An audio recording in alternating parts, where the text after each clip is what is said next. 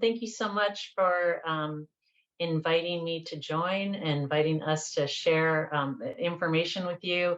You know, I have to say that it was very exciting to be able to win Best in Show 2 years in a row. But it was also really exciting to be able to do the work, and so I'm happy to be here today. So my colleague, Jayashree, is actually sharing the slides, so I just want to introduce her.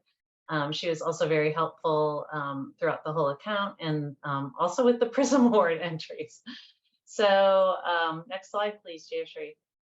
So again, I'm Sandra Levy. I'm a managing supervisor at RSE and also a new business projects director. That's me. So today we're going to cover these topics. We'll start with the fact that you have to have great campaign elements to be able to win big. Go back one slide, please. And then we will talk about our storytelling approach, the fact that you can't always cover the plan, that you have to start fresh, the importance of research, building the right framework, how you can best organize your entries, which we call working in threes, and that it's really good to simplify the writing style, focus on your star entry, and communicate results beyond impressions, and then don't forget the executive summary, give it some love, and then we'll go through some final thoughts. And I just wanted to let you know that we will definitely have time at the end of the presentation to discuss more about the best practices and for you to ask questions. And we'll be happy to share the presentation deck with you today, so you don't need to feel pressured to take notes or screenshots or anything like that, because you'll get it afterwards. So we'll start off on the next slide. So first, as I said, it's really important to start with great campaign elements. And as Melissa said, we are working on the state's COVID-19 public education campaign, which is arguably the world's largest public health problem in a century. And as we all experienced, the virus was constantly changing, and similarly, so was the public health guidance, which made the campaign, really tricky. We worked on it for almost 3 years, but for the purpose of today's presentation, I'm focusing on year 2 of the campaign, where we were mostly focused on getting people vaccinated to keep them safer. So our assignment was to equitably reach at least 3/4 of Californians, California's population, to get them totally or partially vaccinated, with increases to be seen among 4 priority populations, which is here on your screen. And to do this, we created an evidence-based, creative-led statewide campaign comprised of 6 broad tactics. Next slide. So we had amazing achievements during the campaign, as you can see here, with 9.7 billion paid media impressions, with 2/3 of those reaching priority audiences, more than 2,000 earned media placements, which came up to more than 250 million impressions, 1,800 materials which we distributed to CBOs who were helping in outreach throughout the state in 27 languages.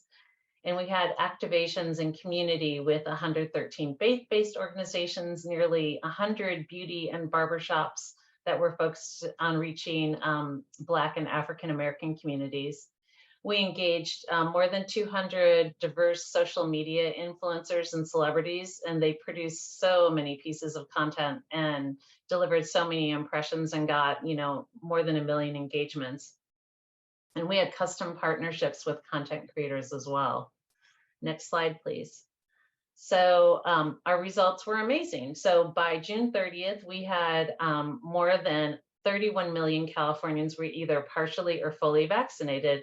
And more importantly, equity was achieved with increases seen in all 4 of our priority populations. Next slide. So how did we win? The results helped, but they weren't the linchpin. We won with a tightly connected entry that told one story, which used examples thoughtfully, and which led reviewers throughout the entry with its organization. And this can be done regardless of the size and the scope of the campaign. Next slide. Here's Jayashree with my other colleague, Ali, celebrating at the awards event. But, so this presentation today is now, how do you win? So let's go to the next slide. So first, focus on storytelling. Start with a compelling story and connect the narrative to guide the reader through. So for each section, tell a complete story that guides the reader and advances them to the end. And there's an example here on the right that, when you get the deck, you'll be able to probably read it a little better because it's a little small. But basically, this was our 100-word overview, which, kind of told a story and got them, started throughout the rest of the entry. Next slide. And a lot of people think that they can use their communication plan to write the award entry. And yes, your communication plan can help. But sometimes what you wrote about in the plan is not what might have actually happened. So possibly ditch the plan and write about what you did instead. Next slide. With that, start fresh. Don't just edit the RAP report either. Write for an impartial audience, one who doesn't know your client. And again, rely on storytelling throughout your entry and guide the reader through the entry. So it's really important to focus on research, and it should be used to showcase the results. Base your entry upon research. And, as we showed on the right, this is how we did it, with, showing that we had different types of research and, and how that research actually guided, the results and our strategy. And if you don't have, you can go back one slide. If you don't have research, use second or third party data instead. So there's some way that you can get research into your entry. So next slide. Then it's important to build a framework for the entry, make it easy to follow. So you start with measurable objectives that pay off in measurement and results. Gather and organize your data to continue telling your story in an easy to follow manner. So for example, the objectives, strategies, tactics, and results should align. So for our campaign, our tactics were tied to and organized by specific strategies, and the results were organized by each of the objectives. So you can see here, we showed one of the strategies, and then how paid media and earned media, fell underneath those. Next slide. And like I said earlier, sometimes you can feel like you have so much to write about your program, but we find it best not to overwhelm the reviewers. So we like to work in threes, as we call it, no more than threes. We limit ourselves to no more than 3 objectives and strategies. And again, the reason for these limits is because they help to guide the reviewer with easy to follow organization. So for example, we had a communications objective, which was our impressions, a public health or operational objective, which was the vaccine rates, and then 3 strategies that supported both objectives. And then another thing that helps to guide the reviewer is to simplify the writing style. So for example, we wrote our strategies as broad headlines, and you'll see on the right, strategy 1, create a comprehensive 360-degree media program. And then under that, we list our paid and earned media programs. Strategy 2, galvanize trusted messengers. Under that, we put together, we listed our programs reaching community-based organizations, our faith-based organizational outreach, and beauty and barbershop outreach. And we're calling this Focus on the Star because we were pretty easily able to enter several categories without a lot of extra effort because we focused on the star, which means we wrote one main entry, which we're calling here a parent entry, and we used the meat of that with adaptations for different entries. So our parent entry was our integrated campaign our entry, integrated campaign entry, and we adapted that just a little bit, with different strengths and things that we did to enter also diversity communications, public service, branded content, and press conferences. And you'll see when you're reading the award entries, a lot of them, will just tell you what they'd like to see emphasized. And so if your campaign is multifaceted like ours was, it sometimes is pretty easy to enter more than one with just, focusing, using that main entry that you started and perfected, and use a lot of those same elements in the other entries, but just, emphasize those other areas that are asked for, and for example, like the press conference entry. Next slide. So we crafted results that went beyond impressions. So yes, we did list the impressions, but we also found the operational results. So in this case, it was the uptick of vaccines among our priority audiences. So as part of the storytelling approach we followed, we listed our communications result under measurement and evaluation, our operational results under the results category, and then we compared the results to the objectives. So you can kind of see that here on the right. We were lucky in the case that we had the state site that was tracking vaccines, that were able to report that metric to show that the state was seeing a better vaccine uptake equity rate. They tracked it by different priority populations. So we were able to use that. That was our operational result. I'm sure that in a lot of other campaigns, it's easy, to find that, maybe not quite as easily as, clicking on a website that's updated regularly, but those are, it's a nice touch to be able to show beyond the communications what actually happened, what the impact of your campaign was. Next slide. And like I talked about earlier, we need to give the executive summary a lot of love. So the executive summary should show the context and the urgency around the assignment. It should list why the campaign was successful, not just the impressions. And you should write the executive summary as if the judges will only read that.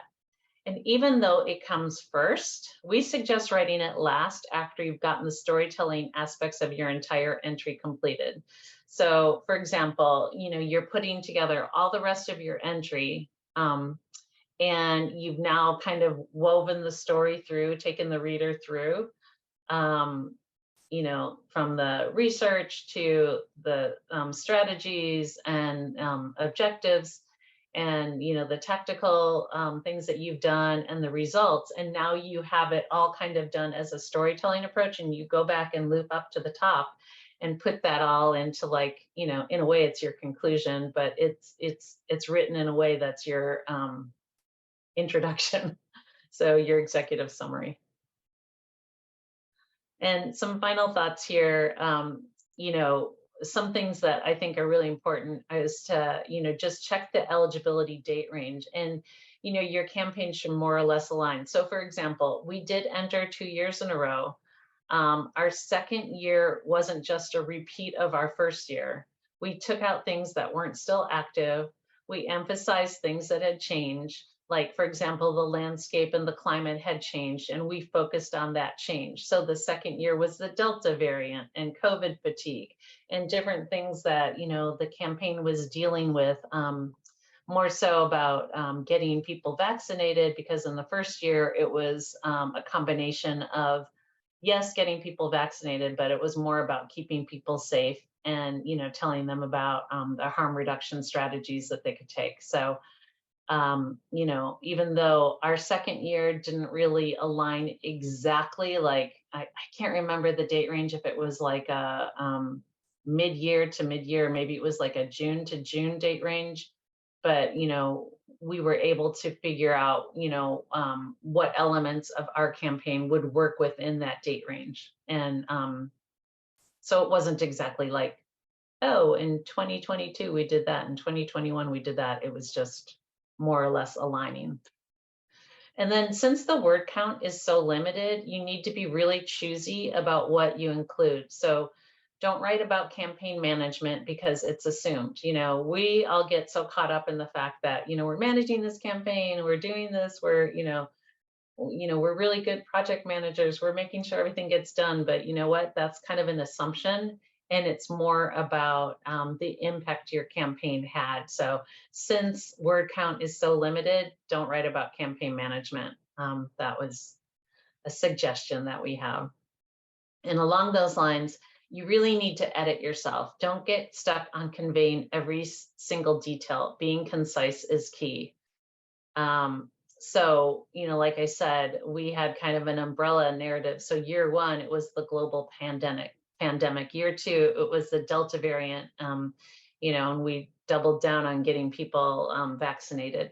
So we picked a few good examples. Not every tactic was put into this entry, our parent entry, but we did get more detailed in our offshoot entries. So for example, in the press conference entry, we could add a lot more about our earned media effort because, it was about press conferences, and in our diversity communications entry, we could get, more detailed about, how we focused on diversity.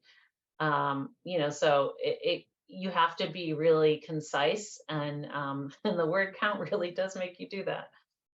And then look at your program holistically. So if you're not the person who worked on a certain aspect of the campaign, interview that person who did the work, get their take on what worked well and what they did. And, just really, use that into that storytelling, approach that I've been talking about. And then lastly, show samples, lots and lots of samples. The reviewers like to see things that illustrate the story you're telling, and it makes it much more interesting for them to review. Plus a wide variety of examples show the breadth of the campaign. So we were able to see some of our scores. Prior to doing this presentation, I asked to see the scores just to see what they said. And a lot of them said, or at least a couple of them said, oh, I love the samples you showed, but I wanted to see more of them. And so that made me think, oh, you know what, that does make sense because, everyone, although you can, interested in reading a good story, it's always more interesting to kind of see how that story was illustrated. So the samples really do help. And that's it. That's kind of everything that we did in a nutshell. It's a pretty brief presentation, but I didn't really have much more to talk about. And I thought that, we'd leave a lot of time for questions for you. So if anyone has questions or would like to discuss any of these points more, I'm more than happy to take them from you at this point. Yeah, thank you, Sandra. I'll kick it off.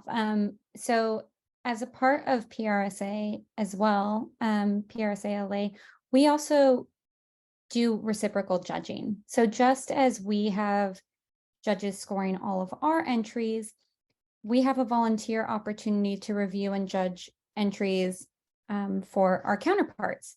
And so a lot of your feedback is exactly what I look for when I'm reviewing these entries. First of all, we just wrapped our judging. So be on the lookout for next year, but definitely volunteer. We require 5 years of experience or more.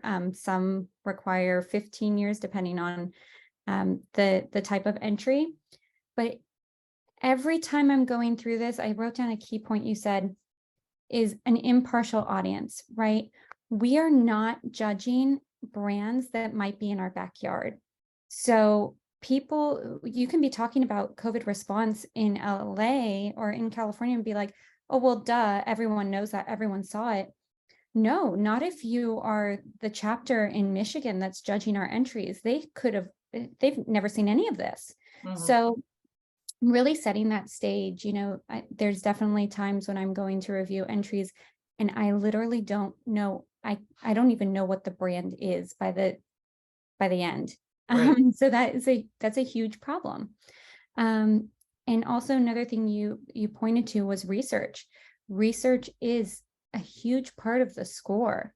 And it's a section that a lot of people just ignore and leave out. And they're like, oh, well, I don't have any direct research points to bring in.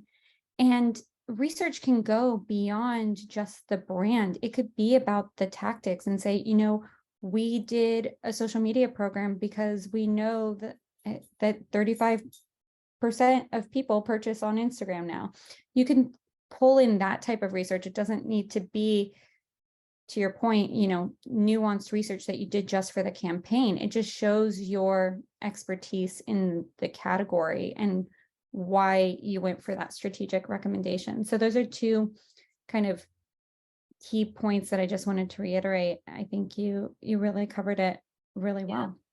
Yeah, I agree about the research. And, I was, as I was writing that, I was thinking that, yeah, not every campaign has the luxury of being able to hire someone to do research.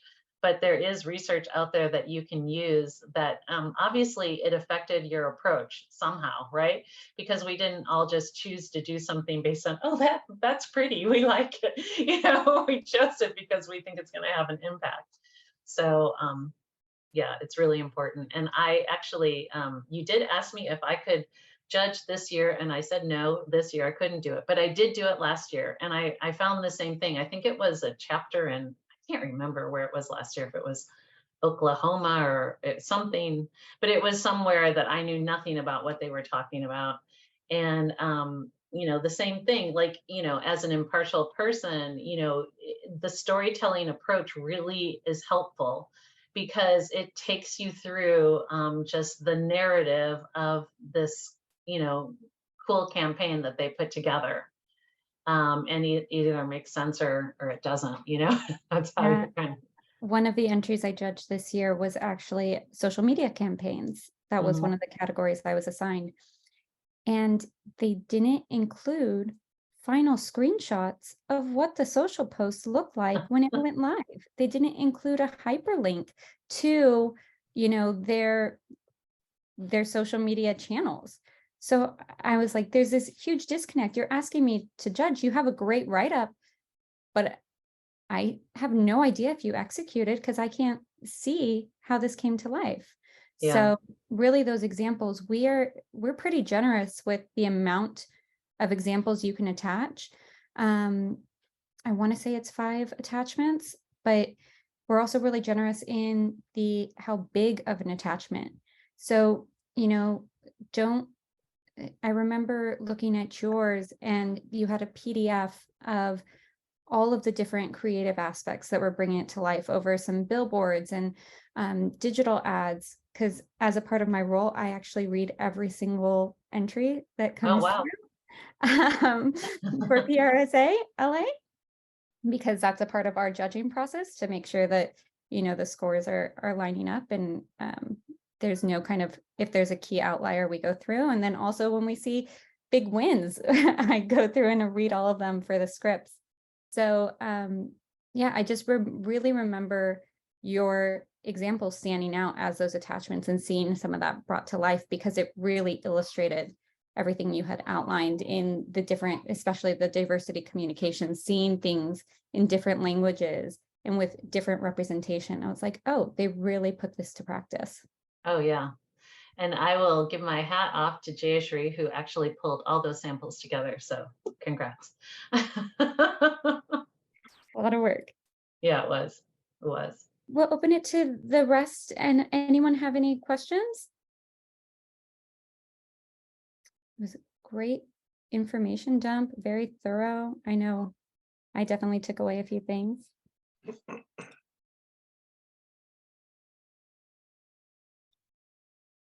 Well, like I said, if you don't have questions, I should have I'll actually add my email address in the deck in case anyone does have questions for us, afterwards. And we are going to be sending that out to everyone. So you'll have that. You can refer back to it. Stephen? Yeah.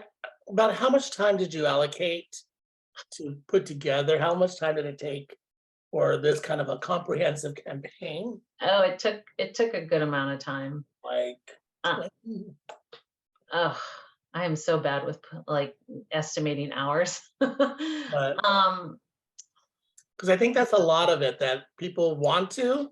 Yeah. Busy with your day-to-day work, and it's something after hours that you got to assemble a team for, and Yeah. gather, collect all the information, and then inevitably client issue comes up and you're thrown off of it. And Yeah. No, absolutely. You're right. And honestly, I will tell you that we were really lucky in this campaign because it was such a huge campaign, and it was really well funded, that we did have the luxury of having many people to work on it. So that helped, when it came down to the fact that people had hours and they could devote some, extra time. We weren't billing that time to the client, so I don't want you to think that. But it was that, we did have people who, we could access to do that. So I don't know, how much time did it take? at Like, Ketchum, they have like someone in charge of yeah, like that well, role, but yeah, ask no, the it was, question it to was, other it, agencies, do you carve out someone's billable time and like give them the space to be able to put this together, it, knowing they're it not was, going to be as billable that month? yeah, and it was an expense our agency took on. So it wasn't like I said, I don't want anyone to think that we would ever bill this to a client. Yeah. But our agency decided that it was worth, using agency time basically to put it together because, honestly, we were really proud of the work. It was an amazing comprehensive campaign. And, although we were embroiled in it, we thought it was worthy of time to devote to, trying to get some recognition for it. Yeah, for sure. So, but it Did you definitely, win other awards outside of PRSA LA? yeah. But, PRSA LA was the biggest, but we did try to enter some other awards. We entered some through, our creative department, for example. Our agency has locations in both LA, but Sacramento. We're based in Sacramento. So, there are a lot of Sacramento based awards as well. Oh. There was one national award. So, but again, we had this kind of like what I call the parent entry. We already had something kind of crafted that we could use as a base to then expand upon or change to be more specific to the other award entries.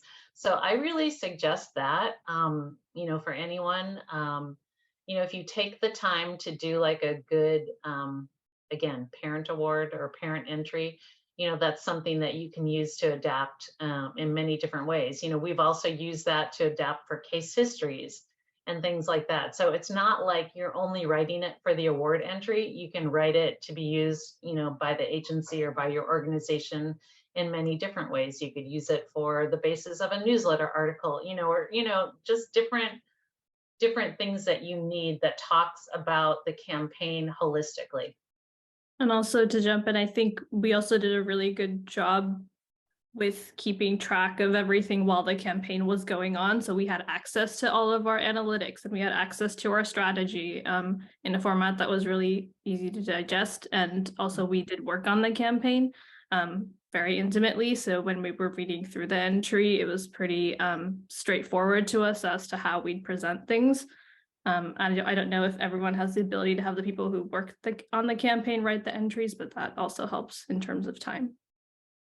And also something that people might not know is we actually format our PRSA LA entry submission to mirror that of the silver anvils. So we definitely see this as a jumping off point where you can kind of do a test run for our awards, and then you have something, you can get your feedback and know how to improve it, adjust it, and then submit it for some of these other national awards.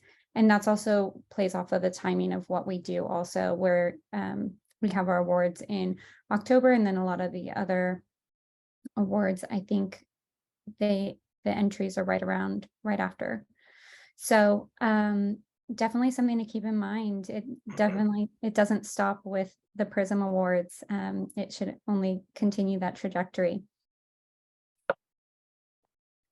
Also, Sandra, one of the things I remember is, someone said in the chat, Beth said how stressful of a time it was while you were doing all of this.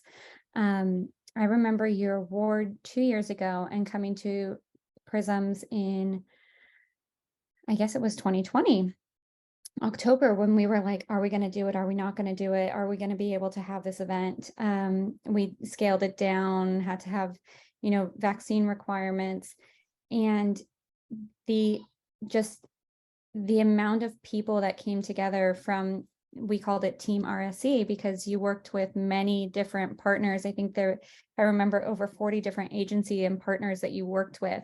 And so there was a lot of great representation on site for you guys. And just to see you all celebrate in that moment was amazing from an outsider. And you could tell just all the hard work and passion that went into it. So to see you guys back a second year afterwards was great as well. Well, do you know what? Both years, I was never able to make it to the PRism Award. I was so upset. I had other things planned that I couldn't get out of. But the first year especially, it was really an amazing experience because, like you said, it was a really, really stressful time.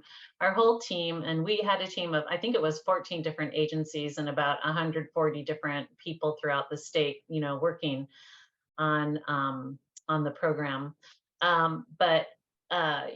We were all virtual, as everyone was. A lot of us had never met in person, but we were together all the time on Zoom calls and Teams calls and things like that. And so for this, to be able to have an opportunity to celebrate everyone's hard work and come together was really amazing. And I think, a lot of us felt that way at that time, right? Because we were, stuck inside all the time. And then we were finally able to get out and get together.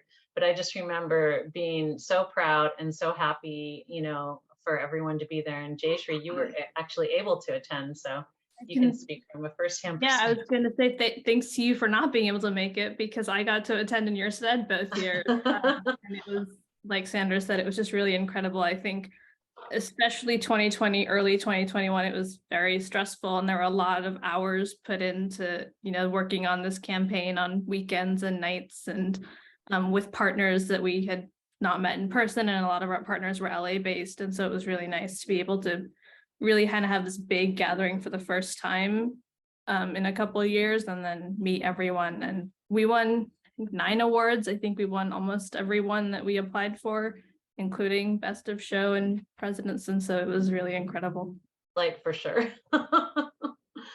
I remember I had the honor of Best in Show before I was ever on the board for PRSA LA. And I remember that high walking out of it with my team and knowing the blood, sweat, and tears that, you put into some of these campaigns, and to be able to have that moment with your team and really celebrate, because let's face it, in PR, it's oftentimes you do the work and you move on and okay, what's next? Yeah. They say, okay, great. Now can you get me on the Today Show? And you're like, exactly. see what I just did? But yeah, I love that moment. Did anyone else in the audience have any questions that they wanted to ask, share? Well, I want to call out 2 people that I haven't yet. Maricela from VPE. She was one of our partners working on this program with us. So kudos to you, Maricela.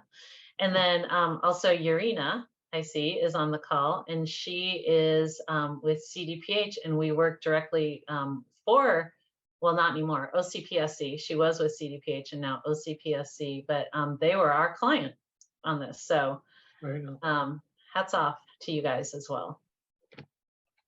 But any questions, like Melissa said?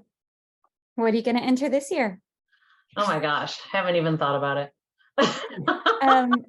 And so we are gonna, I'll take one more opportunity to kind of tout this year's. We are looking at some new ways of bringing forward the PRism Awards. We're going to add a couple categories, so stay tuned for that. We're also going to trim off a couple categories.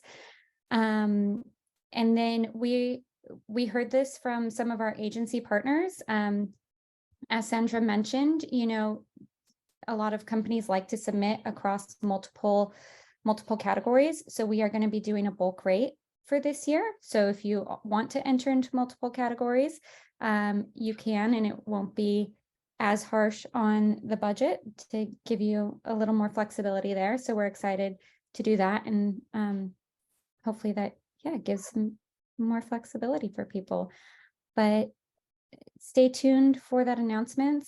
Make sure if you don't already sign up for our newsletters. You probably all get them because you found us here, but also follow us on social media for the latest updates, PRSA LA. And if there are no other questions, Stephen, did you have any other updates? For those that don't know, Stephen Chavez, president of PRSA LA. Great program, and thank you, Sandra, for sharing all of your great insights with us. Just want to recommend or encourage people to attend our API Heritage Month Networking Mixer. We're doing it jointly with the AJA, which is the API Journalists Association in Little Tokyo on Thursday, May 11th at a place called Saki Dojo on First Street. So just complimentary appetizers, you know, sit around, network, and mix and mingle and meet some journalists here working in town. Should be a good time. That's it. And I also just want to just tease out also the At Breakfast With that we're planning an At Breakfast With in June with health reporters. So stay tuned. We're going to be sending information on that as well. So that's going to be happening in June. And this would be with health journalists. Awesome. Thank you, everybody. Thank you, Sandra. Thank you again. The whole Appreciate it. team from RSE for bringing this. Great work, and we really appreciate it. Thank you. Take care, everyone. Bye-bye. Bye.